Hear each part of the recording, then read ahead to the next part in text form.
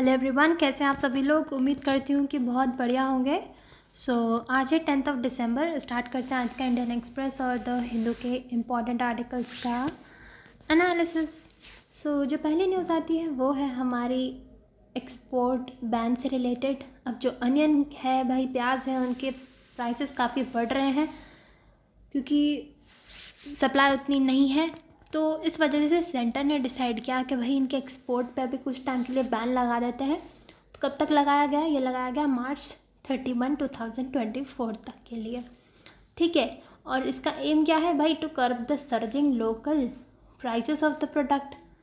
Price इतनी बढ़ रही है तो ऑब्वियसली इसलिए जब एक्सपोर्ट पे बैन लग जाएगा तो अपने डोमेस्टिक लिए अवेलेबिलिटी ज़्यादा बढ़ जाएगी। सो टू इंक्रीज डोमेस्टिक अवेलेबिलिटी।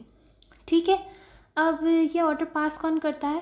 तो वो है directorate general of foreign trade, DGFT issues such notification. अभी क्या हुआ कि काफ़ी अनसीजनल रेनफॉल हुई, स्पोरैडिक हुई, तो जिसकी वजह से महाराष्ट्र वगैरह में जो क्रॉप है वो काफ़ी डैमेज हो गई थी, जिससे सप्लाई कम रही और उसकी वजह से प्राइसेस काफ़ी बढ़ गई। और ये जो directorate general of foreign trade है, जो ये वाले ऑर्डर्स पास करता है, वाले नोटिफिकेशंस इशू करता है, ये आता है ministry of commerce and industry. ठीक है। और इनका काम होता है भाई, ये रेगुलेट करते हैं इंपोर्ट और एक्सपोर्ट्स इंडिया के अंदर। और इतना ही नहीं, they also formulate the countries foreign trade policy. ठीक है, सिंपल था ये तो।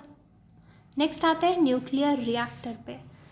चाइना ने वर्ल्ड का पहला 4th जनरेशन न्यूक्लियर रिएक्टर जो है लॉन्च किया और उसके कमर्शियल ऑपरेशंस चालू हुए। It's a Shidao Bay plant in eastern Shandong province and it is powered by 2 high temperature reactors. और कूलिंग किससे होती है? By gas rather than pressurised water. ठीक है, ये बात है इसमें। और इसके बाद क्या होता है ना, ये काफ़ी एफिशिएंट है, कॉस्ट इफ़ेक्टिव है और इन्वायरमेंट फ्रेंडली भी बताया जा रहा है, इसको सेफ बताया जा रहा है। और जो कन्वेंशनल रिएक्टर्स होते हैं वो क्या करते हैं? Produce electricity from nuclear energy.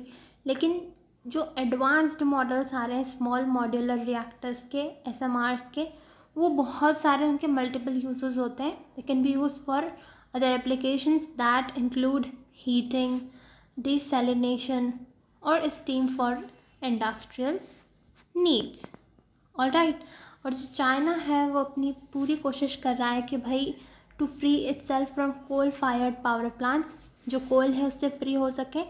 और जो उनकी डिपेंडेंस है फॉरेन टेक्नोलॉजीज़ पे वो कम हो सके, क्योंकि हम सब जानते हैं कि वेस्टर्न नेशन जैसे अमेरिका वगैरह जो है उनसे इनकी थोड़ी टेंशन चलती रहती है। तो इस कारण से ये अपनी डिपेंडेंस फॉरेन कंट्रीज़ पे कम करना चाहते हैं। ठीक है। एंड जो multi use small modular reactor हैं, they can play a central role in decarbonisation and energy transition. ठीक है, क्योंकि इसमें कार्बन एमिशन उतना नहीं होता। ऑब्वियसली बात है, it can help in decarbonisation and they can also be operated in remote locations. इतना ही था इसमें, ज़्यादा कुछ नहीं था। नेक्स्ट आता है ग्लोबल इन्वेस्टर्स समिट। अब ये कहाँ हुई? ये हुई उत्तराखंड में। ठीक है। और हमारे जो प्रधानमंत्री हैं मोदी जी, उन्होंने इनॉग्रेट किया ये 2nd ग्लोबल इन्वेस्टर्स समिट, जहाँ पे उन्होंने मतलब बेसिकली काफ़ी सारे बातें हुई, इन्वेस्टर्स को अट्रैक्ट करने की बातें होती हैं, कैसे इंडिया एक बिज़नेस फ्रेंडली कंट्री है, कैसे हम इन्वेस्टर्स को ल्यूर कर सकते हैं, अट्रैक्ट कर सकते हैं। इन सब बातों पे जो है डिस्कशन होता है और उनको इन्वेस्ट करने के लिए एनकरेज किया जाता है। और यहाँ पे इतना ही नहीं, एक और चीज़ की बात हुई। हमारे जो प्रधानमंत्री, उन्होंने अर्ज किया रिच इंडियंस को to have at least 1 destination wedding in the hill state, क्योंकि जो काफ़ी रिच लोग होते हैं वो तो बहुत ही अलग अलग जगह, अलग अलग बाकी कंट्रीज़ में जाके वेडिंग करते हैं। तो इन्होंने कहा कि आप जो है ये हिल स्टेट में काफ़ी बढ़िया बढ़िया जगह है, तो यहाँ पे कोशिश कीजिए एटलीस्ट वन डेस्टिनेशन वेडिंग की, and initiate the wed in India movement. Alright, इससे इंडिया का पैसा इंडिया में ही रहेगा, बाहर नहीं जाएगा। Just like make in India होता है, वैसे वेड इन इंडिया की बात की गई। तो जो ग्लोबल इन्वेस्टर्स समिट हुआ उसकी थीम थी peace to prosperity, and the summit is geared towards showcasing investor-friendly policies, good governance, sustainable practices, ये सारी बातें हुई इसमें। And it also seeks to foster collaboration between exhibitors, private enterprises, government organizations. All right, so ये बात थी। Next आते हैं कॉन्फ्रेंस ऑफ पार्टीज़ 28 COP 28। अभी हम सब जानते हैं ये हो रहा है। काफ़ी सारी कंट्रीज़ क्लाइमेट समिट के लिए मीट हुई हैं, वहाँ पे मिले हैं दुबई में। तो उसमें काफ़ी सारे स्टेप्स लिए गए हैं, और ये इसमें एक और चीज़ जो हुई है वो है कि countries will examine how much progress they have made in curbing global warming, कि भाई ग्लोबल वार्मिंग का करने में कितना प्रोग्रेस हुआ है। और इस प्रोसेस को, इसको जो पूरा एग्जामिन करेंगे उसको बोलेंगे global stocktake, and it is happening for the first time since the Paris Agreement 2015। हम सब जानते हैं 2015 में पेरिस एग्रीमेंट हुआ था। एंड ये होता क्यों है ग्लोबल स्टॉकटेक, ताकि जो कंट्रीज़ हैं उनको अकाउंटेबल होल्ड किया जा सके, they can be encourage to increase their target, जिससे कि क्लाइमेट चेंज जो हो रहा है उसको हम थोड़ा रिस्ट्रेन कर सकें। इसके बाद एक और बात है जो है ग्रीन एनर्जी प्लेज की।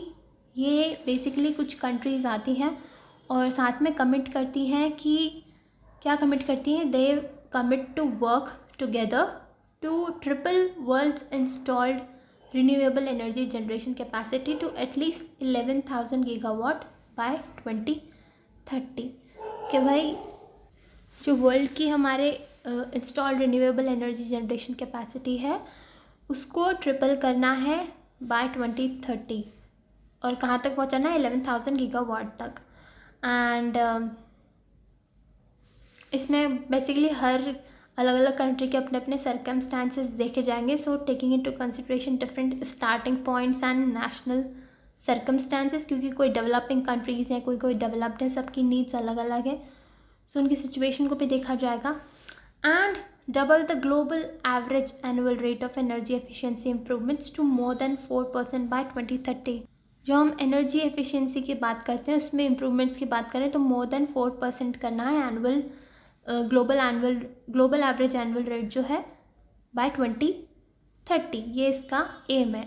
तो ये around 118 countries have pledged to it, मगर इंडिया ने साइन नहीं किया, क्योंकि इसमें एक बात होती है कि renewables deployment must be accompanied by phase down of unabated coal power. अब हम सब जानते हैं हमारी अभी कितनी ज़्यादा डिपेंडेंसी है कोल पे, तो अभी इतना अचानक से पॉसिबल नहीं हुआ कि एकदम ही कोल को हटा दें हम।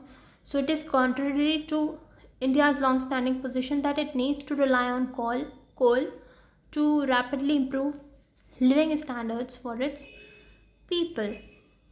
एंड ऑल्सो अगर इंडिया की बात करें तो भाई इंडिया का इंडस्ट्रियलाइजेशन वगैरह लेट स्टार्ट हुआ था, उनको ये भी कहना है इंडिया का कि इट्स हिस्टोरिकल कार्बन एमिशंस पर पर्सन हैव बीन नेग्लिजिबल, सो इसलिए उन्होंने इसमें कमिट नहीं किया। उसके बाद नेक्स्ट बात होती है declaration on climate change and health. इस पर भी बात हुई COP 28 में, ये साइन किया गया 123 कंट्रीज़ के द्वारा। बेसिकली हम सब जानते हैं क्लाइमेट चेंज और हमारा हेल्थ कितना इंटर रिलेटेड है। क्लाइमेट चेंज जो हो रहा है उसका इम्पैक्ट हमारी हेल्थ पे भी काफ़ी पड़ता है। पूरा इन्वायरमेंट जो है, पूरा इकोसिस्टम जो है एक दूसरे से लिंक्ड होता है, सो थोड़ा सा चेंज भी हमारी हेल्थ पे इम्पैक्ट आता है, और उसी चीज़ को रिकॉग्नाइज करता है ये डिक्लेरेशन। और इसमें बात होती है कि भाई क्लाइमेट रेजिलिएंट डेवलपमेंट होना चाहिए, इस तरह से डेवलपमेंट होना चाहिए, चाहे वो किसी भी सेक्टर में हो, हेल्थ ले लो या बाकी जो अलग अलग इंडस्ट्रीज़ होती हैं, वो क्लाइमेट रेजिलिएंट हो पाए, मतलब उनके एक्शंस ऐसे हों जो क्लाइमेट पे ज़्यादा इम्पैक्ट नहीं डालें। अब ये भी इंडिया ने रिफ्यूज़ कर दिया कि हम इसको भी साइन नहीं करेंगे, क्योंकि Greenhouse gas reduction for cooling in the health sector could hinder its ability to meet the growing demands for medical services. अभी मेडिकल सर्विसेज की काफ़ी डिमांड होती है इंडिया में. हेल्थ सेक्टर की अगर हम बात करें तो उसमें ग्रीन हाउस गैस रिडक्शन करना अभी उतना फीजिबल नहीं होगा इंडिया में, इसलिए इंडिया ने साइन नहीं किया. एंड इसमें बस यही बात है कि climate change has significant impacts on human health. So this declaration emphasises the importance of climate resilient development. ये मैंने ऑलरेडी बता दिया है. सो इतना ही था आज के सेशन में. I hope it helps you. Thank you so much. Have a nice day.